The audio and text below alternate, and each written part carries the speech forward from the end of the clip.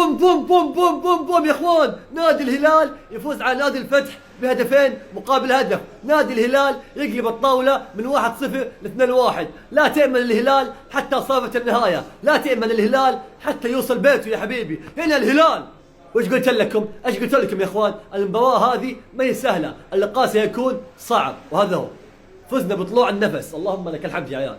ويلي يقول بلنتي الهلال مو هو بلنتي، والله انك هبه. يلي يقول بلنتي سالم ما جاء، اقسم بالله انك هبه. واحنا خليد كوليبالي يحصل على جائزة أفضل لاعب باللقاء. والله مستحق يا كوليبالي، والله مستحق يا الأفضل، والله مستحق يا الأمتع.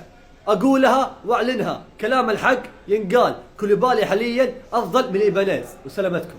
يا فرحة ما تمت يا اخوان. يقول لك غياب خليد كوليبالي عن لقاء التعاون الجولة القادمة بداعي بطاقات. ليش يا كوليبالي؟ اقسم بالله والله يا اخوان اخذ كوت مجاني، كوت ما له فايدة، بس كذا اخذ عباطة.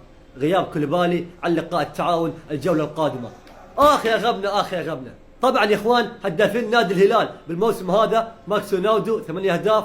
طبعا يا اخوان هدافين نادي الهلال بالموسم هذا ماكس رونالدو 8 اهداف، ثيو 5 اهداف، نونيز 5 اهداف، ماركوم 3 اهداف، نيفيز 3 اهداف. طبعا يا اخوان نيفيز تسبب بهدف ضد النجمة وعوضنا. نيفيز تسبب بهدف ضد النجمة وعوضنا بهدف عالمي فاول. وايضا نيفيز تسبب بهدف ضد الفتح وعوضنا بلنتي. نيفيز ما يخذلك يا جماعة. نيفيز تكفى جدد، تكفى جدد يا نيفيز. الهلال بدونك ولا شيء، اعلنها اقولها عادي. هذا اللاعب يا اخوان ما يبدع الا ضدنا. هذا اللاعب كل ما شاف الهلال يقلب ميسي. اهدى بس، القم في عينك يلا يلا. طبعا يا اخوان رئيس الهلال السابق فهد بن نافل كان حاضر لقاء الهلال والفتح. اقسم بالله والله له فقده يا عيال. وحتى الان ترتيب الدوري السعودي، النصر متصدر الدوري السعودي ب 24 نقطة، والهلال تحته على طول 23 نقطة. بين الهلال والنصر نقطة واحدة فقط. يعني باذن الله تعالى للسنه تعثر النصر، باذن الله تعالى النصر لازم يتعثر يا عيال. وفاموس هلال، الله الفول يا حبايب. تعالوا التعليقات، تعالوا التعليقات. معليش طولت عليكم والله. الهلال فاز بالرغم من النقص العددي الموجود، و17 مباراة متتالية في الدوري الهلال ما انهزم. ولكن بالرغم من كل ذا انا غير مقتنع بمستوى الهلال. انا اسف لو الكلام هيزعل البعض، ولكن هذا رأيي الكروي، لازم تحترمه عادي. انت قول رأيك. يعني بالذات بعض الاهلاويين كانوا يزعلوا مني انه انت ليش تنتقد الاهلي او ما تنصف الاهلي كفايه، بالذات حتى لما يفوز. يا اخوان المستويات انا بالنسبه لي اتكلم عن المستوى. هو مبروك النتيجه ومبروك ال3 نقاط والفوز مهم، وهذا امر معقول ومقبول للكل، ولكن المستوى الفني للهلال اضعف بكثير من المستوى حق جيسوس. هلال إنزاغي ما زال غير مستقر، هلال إنزاغي ما زالت عنده المشاكل الكثيرة. يعني الهلال اليوم تقدم 2-1 الدقيقة حاجة و80 86 كم ماني متأكد، 88 تقريبا. بتقول لي يا هرم الطرد يأثر أكيد، ولكن حتى من قبل الطرد ترى ما كنتوا أفضل شيء. وعلى طاري الطرد فهو طرد صحيح، وما شاء الله هذه جولة الأندية اللي كلها معها طرد. الاتحاد انطرد، الاهلي انطرد، الهلال انطرد. بالنسبه للبلنتي والبعض قاعد يقول انه اعطوهم بلنتي كذا، والصراحه هو مو بلنتي. الصراحه حاله مشكوك في امرها كثير، ولا انا عارف اقول لك بلنتي، ولا انا ساعات اشوفها بلنتي ساعات اشوفها مو بلنتي. فالموضوع مختلف، والصراحه الموقف صعب جدا. روبن نيفيز هذا الشخص لا تخلوه يغلط في المباراه، لانه كل ما غلط ما يخلي المباراة تنتهي إلا هو معدل لهم الغلط هذا. كيف؟ لا تسألني. في مباراة النجمة غلط وجاب لهم هدف التقدم، في مباراة الفتح غلط وسبب عليهم بلنتي، سجل بلنتي. كذا ما يحتاج ياخذ وقت طويل. ما شاء الله تبارك الله عليه، ما شاء الله تبارك الله عليه.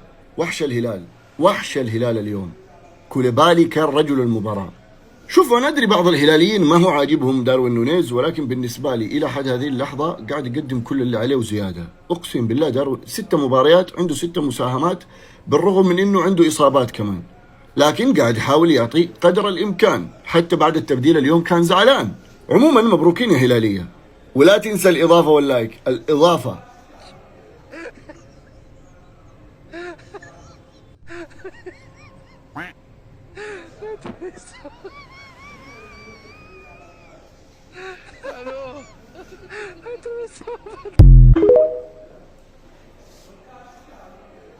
عاجل ورسميا نهاية الشوط الأول بين الهلال والفتح بالتعادل الإيجابي. يا جماعة بغض النظر عن المباراة والتعادل، أنتم شفتوا لعيبة الهلال كيف جمعوا على الحكم؟ شفتوا كيف ضغطوا على الحكم إنه يروح للفار، مع إنه هي بلنتي واضح ما يحتاج حتى إنه يرجع للفار، ما يحتاج.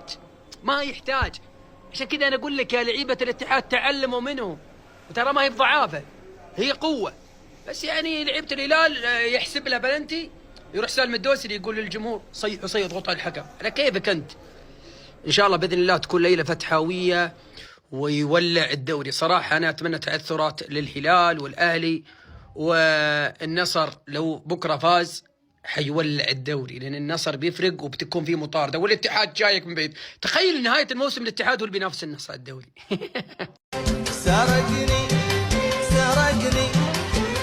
سرقني ما دريت انه سرقني، سلبني واحسب اني فاضل الله. تخيلوا يا اخوان حسب هذا البلنتي واليد كانت ثابته. انا اشوف ما فيها بلنتي، خسر الفتح، والفتح يمكن يهبط بسبب هالمباراه. عاطني رايك والله شيء غريب.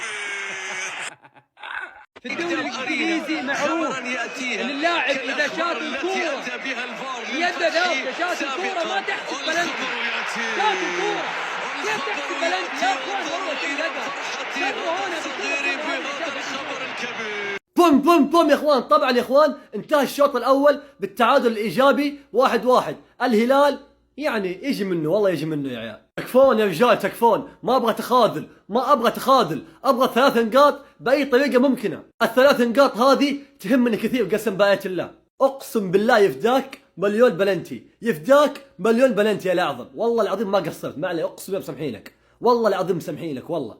طبعا يا اخوان نونيز يسجل اول هدف له بعد العوده. والله بطل يا نونيز، لا مو اي هدف، والله هدف عالمي يا عيال، والله هدف عالمي يا عيال. يلي ما شافه وحساب يشوفه. اللاك الفول يا حبايب، وعدنا الشوط الثاني باذن الله تعالى. فوز هلال. افعلها يا نيفيز، افعلها عشاننا يا نيفيز، افعلها عشاننا يا نيفيز. تكفى يا نيفيز. الثانية الان نيفيز قوية. هذا 3 نقاط، هذا 3 نقاط هذا. ايوه سمعني صياحك انت وياه، سمعني صياحك. انا هنا يا حبيبي. اللهم لك الحمد. قائد الهلال نيفيز. تكفى جدد يا شيخ. هات بوسه يا شيخ. تكفى جدد يا نيفيز، تكفى جدد يا اخي. الجول الثاني.